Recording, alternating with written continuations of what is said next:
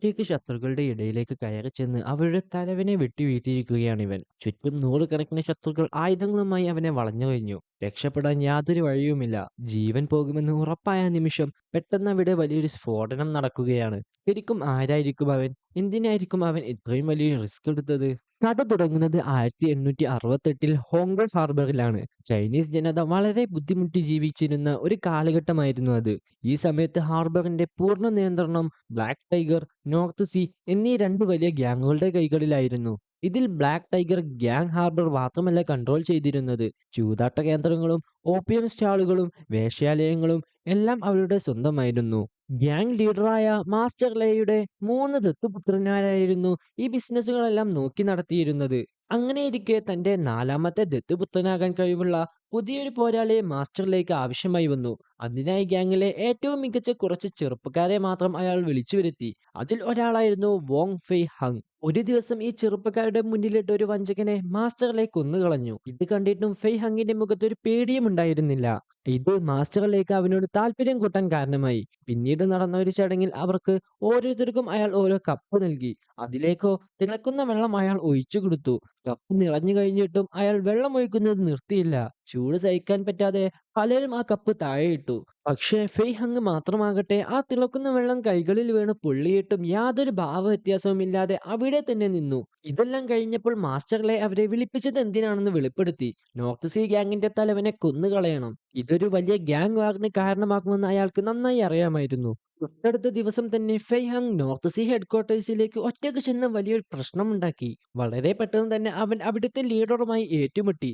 വലിയൊരു പോരാട്ടത്തിന്റെ ഒടുവിൽ ഫെയ് ഹങ് ആ ഗ്യാങ് ലീഡറെ വെട്ടിക്കൊന്നു. ഇതാണ് നമ്മൾ തുടക്കത്തിൽ കണ്ട ആ രംഗം. ലീഡറുടെ തല വെട്ടിമാറ്റിയ അവനെ ഗ്യാങ്ങിലെ ബാക്കിയുള്ളവർ കൂട്ടമായി ആക്രമിക്കാൻ വന്നു.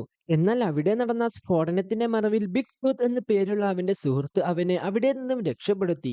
അന്ന് രാത്രി ശത്രുക്കളുടെ തലയുമായി അബോധാവസ്ഥയിലായിരുന്ന ഫെയ് ഹങ്ങിനെ ബ്ലാക്ക് ടൈഗർ ക്യാമ്പിൽ എത്തിച്ചു.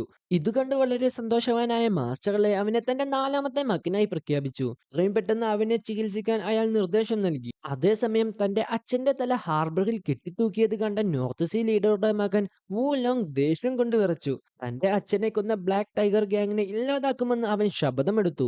കുറച്ചു ദിവസങ്ങൾക്ക് ശേഷം പുതിയ മകനായത് കാരണം ഫെയ് ഹങ്ങിന്റെ പുറത്തൊരു ബ്ലാക്ക് ടൈഗർ ടാറ്റു അടിക്കേണ്ടതായിട്ടുണ്ടായിരുന്നു. ടാറ്റു ചെയ്യുന്ന ആൾക്ക് സംസാരിക്കാൻ വലിയ ഇഷ്ടമായിരുന്നു. സംസാരത്തിനിടയിൽ അയാൾ ബ്ലാക്ക് ടൈഗർ ഗ്യാങ്ങിനെ കുറിച്ച് ഒരുപാട് രഹസ്യങ്ങൾ ഫെയ് ഹങ്ങിനോട് പറഞ്ഞു. അതിൽ ഏറ്റവും പ്രധാനപ്പെട്ട ഒന്നായിരുന്നു അവരുടെ മണി വോൾട്ട്. രണ്ട് വ്യത്യസ്ത കീകൾ ഉപയോഗിച്ചാൽ മാത്രമേ അത് തുറക്കാൻ സാധിക്കൂ. നിലവിൽ ഏറ്റവും കൂടുതൽ ലാഭമുണ്ടാക്കുന്ന ബിസിനസ്സുകൾ നോക്കി നടത്തുന്ന ബ്ലാക്ക് ക്രോക്കോയുടെയും ഓൾഡ് സ്നേക്കിന്റെയും കൈകളിലാണ് ആ കീകൾ ഉള്ളത്. ടാറ്റു ചെയ്ത് കഴിഞ്ഞതോടെ മാസ്റ്റർ ലേ അവനെ ഔദ്യോഗികമായി തന്റെ മകനായി പ്രഖ്യാപിച്ചു. നോർത്ത് സീ ഗ്യാങ്ങിന്റെ ബാക്കിയുള്ളവരെ കൂടി ഇല്ലാതാക്കുക എന്നതായിരുന്നു ഫെയ് ഹങ്ങിന്റെ ആദ്യത്തെ മിഷൻ. ഈ ആക്രമണത്തിൽ അവൻ നോർത്ത് സീ ഗ്യാങ്ങിനെ പൂർണ്ണമായി തകർത്തെങ്കിലും വൂലോങ് അവിടെ നിന്നും എസ്കേപ്പ് ആയി. ഈ വിജയത്തോടെ എല്ലാവർക്കും ഫെയ് ഹങ്ങിനെ ഭയമായി തുടങ്ങി. പക്ഷെ ബ്ലാക്ക് ടൈഗർ ഗ്യാങ്ങിനെ കാത്തു പുതിയൊരു ഭീഷണി അവിടെ വളർന്നു വരുന്നുണ്ടായിരുന്നു. അവരുടെ ക്രൂരതകൾ കാരണം സ്വന്തം മാതാപിതാക്കളെ നഷ്ടപ്പെട്ട കുറെ അനാഥരായ കുട്ടികൾ അവർക്കെതിരെ പ്രതികാരം ചെയ്യാൻ കാത്തിരിപ്പുണ്ടായിരുന്നു. എന്നാൽ ഇതൊന്നും അറിയാതെ വിജയത്തിന്റെ ആഘോഷത്തിലായിരുന്നു ബ്ലാക്ക് ടൈഗർ ഗ്യാങ്. ആഘോഷങ്ങൾക്കിടയിൽ ഫെയ് ഹങ്ങും പോർട്ടിന്റെ ചാർജുള്ള നോർത്ത് ഈവിളും തമ്മിൽ ചെറിയൊരു തർക്കമുണ്ടായി. അതൊരു വലിയ പ്രശ്നത്തിലേക്ക് പോകുന്നതിന് മുമ്പ് തന്നെ മാസ്റ്റർ ലേ ഇടപെട്ട് അത് പരിഹരിച്ചു. അടുത്ത ദിവസം തന്നെ ഡ്രഗ് സപ്ലൈ ചെയ്യുന്ന ചിലർ മാസ്റ്റർ ലയെ കാണാൻ വന്നു. അവരുടെ പുതിയ പരീക്ഷണങ്ങൾക്ക് വേണ്ടി 300ഓളം ആളുകളെ അവർക്ക് വിദേശത്തേക്ക് അയക്കേണ്ടതായിട്ടുണ്ടായിരുന്നു. പണം മാത്രം ലക്ഷ്യം വെച്ചിരുന്ന മാസ്റ്റർ ലേ അതിന് സമ്മതിച്ചു. വിദേശത്ത് വലിയ ജോലി വാഗ്ദാനം ചെയ്ത് പാവപ്പെട്ട ഒരുപാട് തൊഴിലാളികളെ അവർ ഇതിനായി ഹാർബറിലേക്ക് കൊണ്ടുവന്നു. ഇതൊക്കെ നടക്കുന്നതിനിടയിൽ ഫെയ് ഹങ് അവന്റെ പഴയ സുഹൃത്തായ ഷിയാവോയുടെ കൂടെയായിരുന്നു സമയം ചിലവഴിച്ചത്. അവൾ ഇപ്പോൾ അവിടെ ഒരു വേശ്യയായി ജീവിക്കുകയായിരുന്നു. സംസാരത്തിനിടയിൽ അവൻ ബ്ലാക്ക് ടൈഗർ ഗ്യാങ്ങിന്റെ ഒരുപാട് രഹസ്യങ്ങൾ അവളോട് പറഞ്ഞു. അവരുടെ പണം എവിടെയാണ് സൂക്ഷിച്ചിരിക്കുന്നതെന്നും അത് തുറക്കാൻ 2 കീകൾ ആവശ്യമാണെന്നും അവൻ അവളോട് വെളിപ്പെടുത്തി. ഇതേ ദിവസം ഷിയാവോ തന്റെ ഒരു ഡ്രസ്സ് ശരിയാക്കാൻ ഒരു തയ്യൽക്കാരിയുടെ അടുത്തേക്ക് പോയി. എന്നാൽ അവൾ വെറും ഒരു തയ്യൽക്കാരി ആയിരുന്നില്ല. ഫെയ് ഹങ്ങിന്റെ മറ്റൊരു ബാല്യകാല സുഹൃത്തായ ചുൻ ആയിരുന്നു അത്. ആ ഡ്രസ്സിനുള്ളിൽ ബ്ലാക്ക് ടൈഗർ ഗ്യാങ്ങിന്റെ മണി വോൾട്ടിന്റെ കീയുമായി ബന്ധപ്പെട്ട ഒരു രഹസ്യ സന്ദേശം ഒളിപ്പിച്ചിരുന്നു. ഒളിപ്പിച്ചു വെച്ചിട്ടുണ്ടായിരുന്നു. ശരിക്കും സ്വന്തം ഗ്യാങ്ങിന്റെ രഹസ്യങ്ങൾ ഫെയ്ഹങ് എന്തിനായിരിക്കും ചോർത്തി നൽകുന്നത്? അവൻ അവരെ ചതിക്കുകയാണോ? ഇത് മനസ്സിലാക്കണമെങ്കിൽ നമ്മൾ അവന്റെ ഭൂതകാലം അറിയേണ്ടതായിട്ടുണ്ട്. ഫെയ്ഹങ്ങിന്റെ അച്ഛൻ മികച്ചൊരു കുങ്ഫു മാസ്റ്റർ കൂടിയായ ഒരു അക്യുപഞ്ചറിസ്റ്റ് ആയിരുന്നു. ബ്ലാക്ക് ടൈഗർ ഗ്യാങ്ങിന്റെ ക്രൂരതകൾ കാരണം അനാഥരായ ഒരുപാട് കുട്ടികളെ അദ്ദേഹം സംരക്ഷിച്ചിരുന്നു. ഫെയ്ഹങ്ങിനും അന്ന് 3 സുഹൃത്തുക്കൾ ഉണ്ടായിരുന്നു. ചുൻ, ഹുവ, പിന്നെ അവൻ ചെറുപ്പം മുതലേ സ്നേഹിക്കുന്ന ഷിയാവോ. പക്ഷെ നോക്കുമ്പോൾ ഒരു ദിവസം ബ്ലാക്ക് ടൈഗർ ഗ്യാങ് ഷിയാവോയെ തട്ടിക്കൊണ്ടുപോയി ഒരു വേശ്യാലയത്തിന് വിറ്റു. അവളെ രക്ഷിക്കാൻ ശ്രമിക്കുന്നതിനിടയിൽ ഫെയ്ഹങ്ങിന്റെ അച്ഛൻ ഒരു ഗ്യാങ് മെമ്പറെ ആക്രമിച്ചു. അതിന്റെ പ്രതികാരമായി അവൻ അനാഥ കുട്ടികൾ നിറഞ്ഞ അവന്റെ വീടിന് തീ വെച്ചു. ആ തീപിടുത്തത്തിൽ അവന്റെ അച്ഛനും ഒരുപാട് കുട്ടികളും മരിച്ചുപോയി. ദേഷ്യവും സങ്കടവും സഹിക്കാൻ വയ്യാതെ ഫെയ്ഹങ്ങും ഹുവായും പ്രതികാരം ചെയ്യാൻ ഇറങ്ങിത്തിരിച്ചു. എന്നാൽ ഒരു സന്യാസി അവരെ അവിടെ നിന്നും ഒരു ഗുഹയിലേക്ക് കൊണ്ടുപോയി. പ്രതികാരത്തിന്റെ യഥാർത്ഥ അർത്ഥം എന്താണെന്ന് മനസ്സിലാക്കിയാൽ മാത്രമേ അവിടെ നിന്നും പോകാൻ അനുവദിക്കൂ എന്ന് അദ്ദേഹം അവരോട് പറഞ്ഞു. അതിനുള്ള ഉത്തരം കണ്ടെത്തുന്നത് വരെ അദ്ദേഹം അവരെ കഠിനമായി കുങ്ഫു പരിശീലിപ്പിച്ചു. കുറെ വർഷങ്ങൾക്ക് ശേഷം അവർക്ക് ആ ഉത്തരം ലഭിച്ചു. അപകടത്തിൽപ്പെട്ടവരെ രക്ഷിക്കുന്നതാണ് യഥാർത്ഥ പ്രതികാരമെന്ന് അവർ മനസ്സിലാക്കി. ഇതിൽ സന്തോഷവാനായ സന്യാസി അവരെ പുറത്തു പോകാൻ അനുവദിച്ചു. ഇതിനോടകം തന്നെ ഫെയ് ഹങ്ങും ഹുവായും കുങ്ഫുവിൽ വലിയ പോരാളിയായി മാറിയിരുന്നു. ഗുഹയിൽ നിന്നും പുറത്തിറങ്ങിയ അവർ ബ്ലാക്ക് ടൈഗർ ഗ്യാങ്ങിൽ നിന്നും ആ നാട്ടുകാരെ രക്ഷിക്കാൻ തീരുമാനിച്ചു. ബ്ലാക്ക് ടൈഗർ ഗ്യാങ്ങിനെ ഉള്ളിൽ നിന്ന് തന്നെ തകർക്കാൻ ഫെയ് ഹങ്ങും സുഹൃത്തുക്കളും 5 വർഷമാണ് തയ്യാറെടുപ്പുകൾ നടത്തിയത്. അതിനായി അവൻ അവരുടെ കൂടെ കൂടിയപ്പോൾ ഷിയാവോ അവിടെ ഒരു വേശ്യയായി ജീവിക്കാൻ തുടങ്ങി. ഹുവയും ചുനും ചേർന്ന് അനാഥരായ ഒരു കൂട്ടം കുട്ടികളെയും ഇതിനായി സംഘടിപ്പിച്ചിരുന്നു. മണി വോൾട്ടിന്റെ കീകൾ കൈക്കലാക്കുക എന്നതായിരുന്നു അവരുടെ ആദ്യത്തെ ലക്ഷ്യം. ഇതിനായി ഹുവയും കുട്ടികളും ചേർന്ന് ഓൾഡ് സ്നേക്കിനെ തന്ത്രപൂർവ്വം തന്നെ ഒരു സ്ഥലത്തേക്ക് വിളിച്ചു വരുത്തി കൊന്നുകളഞ്ഞു. ശേഷം അയാളുടെ കയ്യിലുണ്ടായിരുന്ന കീയുടെ ഒരു ഡ്യൂപ്ലിക്കേറ്റ് അവർ സ്വന്തമാക്കി. ഇന്ന് രാത്രി തന്നെ അയാളുടെ മൃതദേഹം ബ്ലാക്ക് ടൈഗർ ക്യാമ്പിൽ കൊണ്ടുപോയി തള്ളി.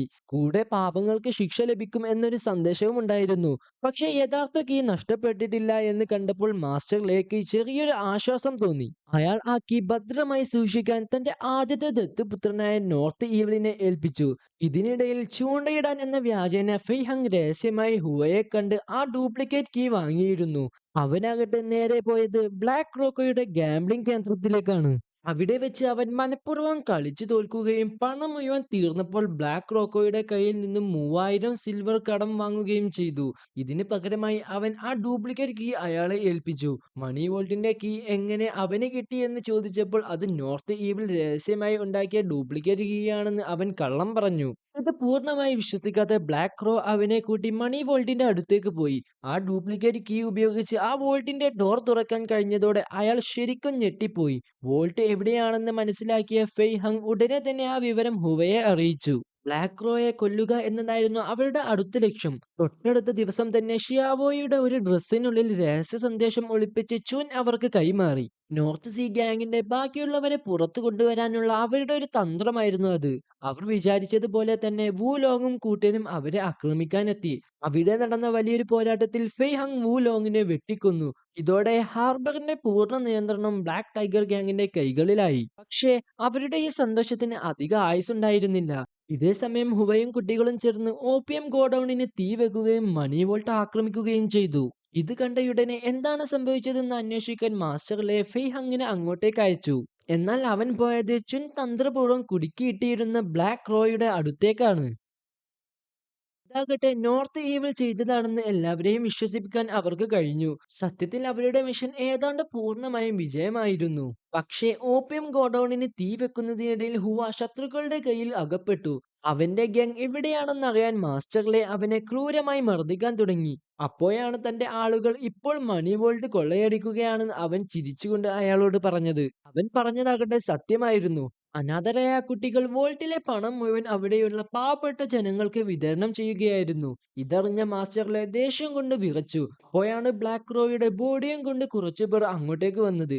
ആ ബോഡിയിലെ മുറിവുകൾ കണ്ടപ്പോൾ അത് നോർത്ത് ഈവിൾ തന്റെ ആയുധം വെച്ച് കൊന്നതാണെന്ന് എല്ലാവരെയും ഉറപ്പിച്ചു. പാർട്ടി നടന്ന ആ ദിവസം ഫെയ് ഹങ് നോർത്ത് ഈവിളുമായി പ്രശ്നമുണ്ടാക്കി അടി വാങ്ങിയത് അവന്റെ ആയുധത്തിന്റെ പാടുകൾ കോപ്പി ചെയ്യാൻ വേണ്ടി മാത്രമായിരുന്നു. കാര്യങ്ങൾ കൈവിട്ടു പോകുമെന്ന് മനസ്സിലാക്കിയ നോർത്ത് ഈവിൾ പെട്ടെന്ന് ഹുവയുടെ കഴുത്തിൽ കത്തിവെച്ച് കൂടെയുള്ളവരുടെ പേര് പറയാൻ ഭീഷണിപ്പെടുത്തി. ഫെയ്ഹങ്ങിനെ ഒറ്റിക്കൊടുക്കാതിരിക്കാൻ അവൻ സ്വന്തം ജീവൻ തന്നെ അവിടെ അങ്ങ് ബലി നൽകി. ഇതോടെ ഈ ചതികൾക്ക് പിന്നിൽ നോർത്ത് ഈവിൾ ആണെന്ന് മാസ്റ്റർലെ വിശ്വസിച്ചു. അയാളെ അവിടെ വെച്ച് തന്നെ കൊല്ലുമെന്ന് ഫെയ്ഹങ് കരുതിയെങ്കിലും മാസ്റ്റർ ലേ അതിന് തയ്യാറായില്ല. തന്റെ പ്രിയ സുഹൃത്തിന്റെ മരണം കണ്ട് തകർന്നു പോയ ഫെയ്ഹങ്ങിനെ ഷിയാവോ ആണ് പിന്നീട് ആശ്വസിപ്പിച്ചത്.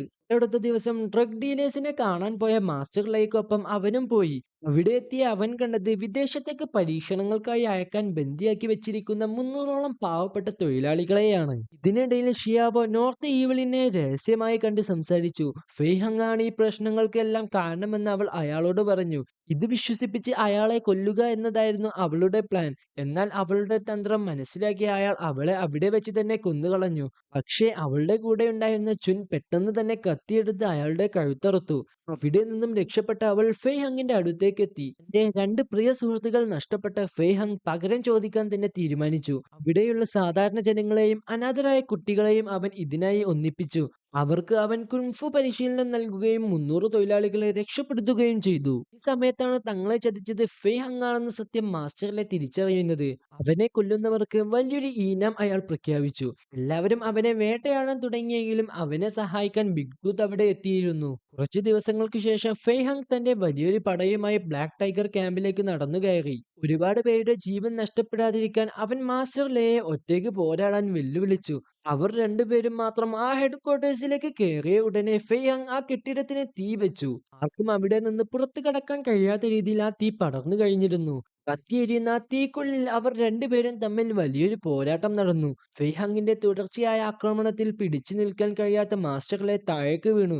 തീയിലേക്ക് വീഴാൻ പോയ അയാളുടെ കൈകളിൽ ഫെയ്ഹങ് മുറുകെ പിടിച്ചു. എന്നാൽ തന്റെ ശത്രുവിന്റെ സഹായത്തോടെ ജീവിക്കാൻ അയാളുടെ അഹങ്കാരം സമ്മതിച്ചില്ല. എന്ന തീയിലേക്ക് തന്നെ അയാൾ സ്വയം താഴേക്ക് വീണു. ഇതോടെ ഹാർബർ പൂർണ്ണമായും സ്വതന്ത്രമായി. അവിടെ സമാധാനം നിലനിർത്താൻ ഫെയ്ഹങ് പുതിയൊരു കുങ്ഫു സ്കൂൾ തുടങ്ങി. അവന്റെ ആഗ്രഹപ്രകാരം ആ നാട്ടിൽ സമാധാനം തിരിച്ചെത്തിയെങ്കിലും ഈ കഥ ഇവിടെ അവസാനിക്കുകയാണോ? അതോ കുങ്ഫു സ്കൂളിന്റെ മറവിൽ പുതിയൊരു ശത്രുവിനെ നേരിടാൻ അവൻ തയ്യാറെടുക്കുകയാണോ? അത് ഞാൻ നിങ്ങൾക്ക് കമന്റ് ബോക്സിലേക്ക് അങ്ങ് വിട്ടു തന്നു.